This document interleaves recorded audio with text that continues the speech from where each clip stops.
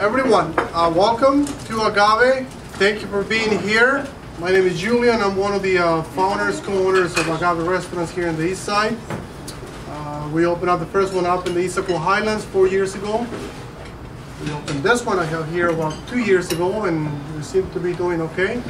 Thank you all for being here. Thank you for your support.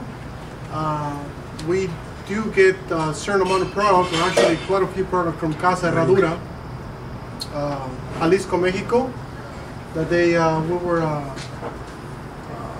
invited by them to go ahead and number one, give us a tour on how they do their product and whatnot, but also they also invited us to go ahead and hand pick one of the barrels of the product that they're making right now in El Valle de Amatitan, the Amatitan Valley. We sent a few people down there. Robert was one of them, my brother up in the Highlands, and a couple more chefs and bartenders. They went through a couple of barrels. They went to do they did the tour in the distillery. They tasted a few barrels, and they, according to what Ruben said, it was sort of a hard decision to come out with the product that they did pick. So I'm going to hand it over to Ruben. He's going to tell you a little bit more about the product, about what we picked, and after that, if you guys have any questions, he'll be more than happy to help you out with that. Okay? His name is Ruben Aceves from Casa Herradura, Jalisco, Mexico. Thank you, Julian. Thank you. But we are already expecting you to come and pick a second barrel. So maybe all of you guys can come down and join Julian and pick a second barrel.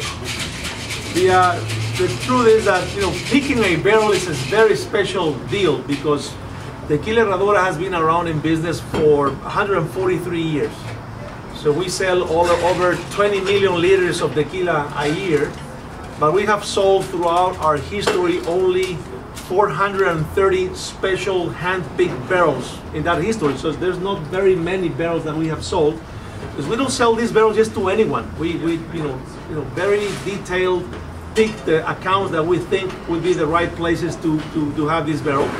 So last time I was here, we talked to Julian and Freddie, and we realized that the way they're doing business right now up here in Seattle, this was the right type of accounts that we would like to have their own barrel. Maybe you already saw the barrel here, and I've seen that you guys already drank a little bit of like a flight.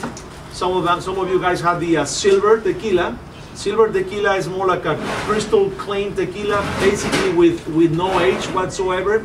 Most of the Blanco silver tequilas have no aging. In this case, Herradura is always more like, way above the industry standards. So the silver tequila that you tried, it was 45 days aged in 59-gallon white American oak barrels, like this one right behind me. Every single tequila that we age is, it's always aged in charred toast or barrels, like the one I have behind me, the one that Freddie picked. So this Blanco tequila, if you remember well, it has a lot of agave flavor, a little bit like spicy or pepper, minty and citrusy. It's very smooth. It's not harsh. It's warm. It goes down really nice with a very long finish. Beautiful, beautiful bouquet. The second one was the double reposado. Reposado means that it's a rested tequila, meaning aged in a wood container or a barrel. Pretty much every single reposado tequila is aged only for 2 months. Herradura, again, this one, it's aged for 11 months. So we do 5 times more than the industry standards. But with this one, the double reposado that you tried, it's aged for 11 months in that barrel, and then 1 extra month in the brand new barrel. This barrel right behind me, it's precisely the barrel that they chose when they came down to pick their tequila. So they chose out of 3 different barrels. It was like an hour and 40 minutes process for them to decide which is the one they liked in between those 3. And it is an 11-month aged tequila plus 30 days inside this brand new barrel. Amazing tasting tequila. I hope you liked it and you enjoyed it. Has a lot of butter, a little bit like orange peel set. It's fantastic. Thank you so much. It's very, very smooth. You get a lot of vanilla, a little bit of oak, a little bit of cinnamon and pepper. So it's very, very tasty. These tequilas are the type of tequilas that you get in love with tequila. So the idea for us at Casa Herradura is to try to, if you don't mind me saying, educate and help people to really re-encounter tequila, because A lot of us, you know, our age, we have these issues with some tequila when in college days. A lot of people don't like, they think they don't like tequila anymore because that experience. So there's not precisely the quality tequilas out there, and there are the really fine premium tequilas like this one. So this is a very nice way to really come back to tequila, enjoy tequila like I can see everyone sipping tequila. It's really very enjoyable. The idea to do a tequila dinner like today is to do like we do in Mexico. In Mexico, we drink tequila before lunch, we drink tequila with lunch, we drink tequila after lunch, and the same thing goes with dinner, like you guys are doing dinner right now. Let's go to Mexico. Let's go to Mexico tomorrow. So we drink tequila pretty much all day long with any type of food, and the idea that we talk with Julian is, you know, to help you guys understand that sipping tequila with food, it's a very nice thing to do, as long as you're sipping it like you would be sipping beer or wine. And if you're drinking the right tequila and the right quality of tequila, of course. That's why we thought about doing silver, double barrel, and the extra añejo. The extra añejo, which is the one you tried in the very end, it's a very unique tequila because this one in this bottle, this bottle will cost you retail $350. So the deal that you have today, it's a great deal that Julian put together, because this tequila only on a glass should cost at least $60. Only the shot of that tequila. Tequila industry has been producing tequila since 1521. We at Herradura have been producing tequila since 1870. The first reposado was launched in 1974, and this extra añejo was launched first time in 1995.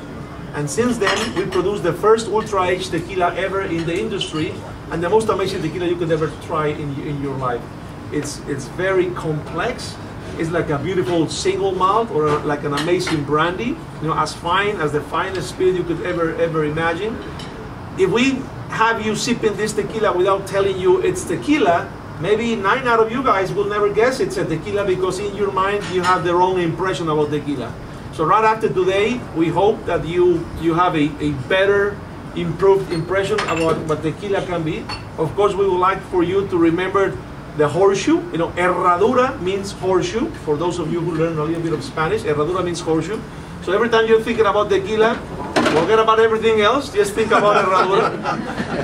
I don't want to, you know, fix your business or anything like that, but they think about Herradura. It's been around for 143 years. We are the only tequila that can truly claim we are 100% agave and 100% natural. So there's no additives, there's no coloring, there's no flavoring, there's no chemicals at any time throughout the whole production. Organic. It's kind of like an organic tequila. So we don't like to consider organic because there's several issues within the land before you grow your agave that when I hear someone is selling organic tequila, it's difficult for me to believe that. Because the agave takes 7 years for the agave to be ready. I don't know if you know that. The agave is kind of like a lily plant. It's not a cactus. It grows above the ground. It's not a root, not a tuberose. It takes 7 years for the plant to be ready. So by the time you plant it until it's ready to be harvested, you have to wait 7 years for that. So that makes tequila the most complicated spirit ever to be produced. Because you think about wine, whiskey, rum, gin, vodka, they all have different grains or crops that they grow once a year. You harvest once a year and that's it. In this case, we harvest every single day. We have to replant agaves every single day, but we have to wait 7 years for that plant to be ready. Which means that out there we have to have 22,000 acres of agave with about 18 million agave plants out there on the fields, making sure that they have to be ready every single day for us to harvest. We bring 200 tons of agave every single day to the distillery to keep on producing tequila every day. We sell tequila in about 85 to 89 countries all over the world. This tequila Herradura is the #1 selling ultra premium tequila in Mexico. There are 1,300 different labels of tequila in the world, and this Mexico being the biggest market, and this is the #1 selling tequila in Mexico. So there must be a big reason why the Mexicans, we think that we are supposed to be the experts in tequila, and that our first choice it's Herradura. So I hope you enjoy it. I hope you like it. I hope you spread the word about what tequila is all about. Spread the word about what Casa Herradura is all about. Tell your friends about the double barrel from Agave, from Julian. It's an amazingly nice tasting tequila, completely different than anything you have tasted before. And keep on coming back. So maybe I guess I'll leave it there, and if you have any questions, I can, just go ahead and answer you some things you wanted to know about the area, the agave, the production process, or anything about the industry that I can help you with. Okay. You cook it underground when you cook it, or No, you cook it in the old days it was cooked underground, but in the old days, meaning like on the 16th century, some mezcal is like a brother cousin of the tequila. It's made in Mexico in a different region. Pretty much mezcal you can do anywhere in Mexico. Tequila has to be basically done in Jalisco, and it's done from agave. Agave it's a member of the lily family, and there's 136 different species of agave. One of them being the blue tequilana Weber agave, that's the one that makes tequila. Salmiana potatorum or espadín is the one you use to make mezcal. It's basically made down in Oaxaca. Some places in Oaxaca, to produce mezcal, they still cook the mezcal with direct fire underground. We cook the agaves in big ovens, rooms like this, like the half of this room, and we cook them by steam for 26 hours in ovens, brick ovens. You hire a couple of gringos to come work for you. I don't think so. It'll work for tequila. Yeah. Well, That's my concern. You'll be drinking the whole thing. well, thank you. One thing we can do. This place, it's 30 miles west of Guadalajara in a little town called Amatitan, which, by the way, the birthplace of tequila, it's the town of Amatitan. There is another town called Tequila, so everyone thinks that tequila is coming from Tequila. The true birthplace of tequila is Amatitan. We have this distillery, this hacienda. It's 256 acres hacienda. It's like a compound surrounded by walls. It's just a beautiful, breathtaking place. It's 600-year-old place.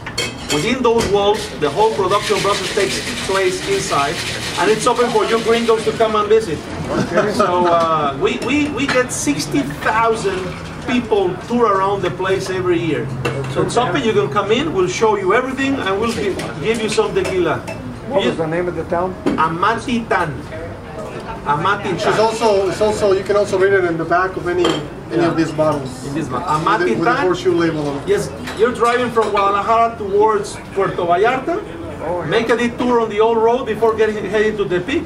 Keep going there for 17 miles. It'll be there, Amatitan. There's no way you can miss it. Cool. And this place, it's beautiful. So anytime you're down there in Chapala Lake or whatever, come down. You'll love it. You're in Jalisco.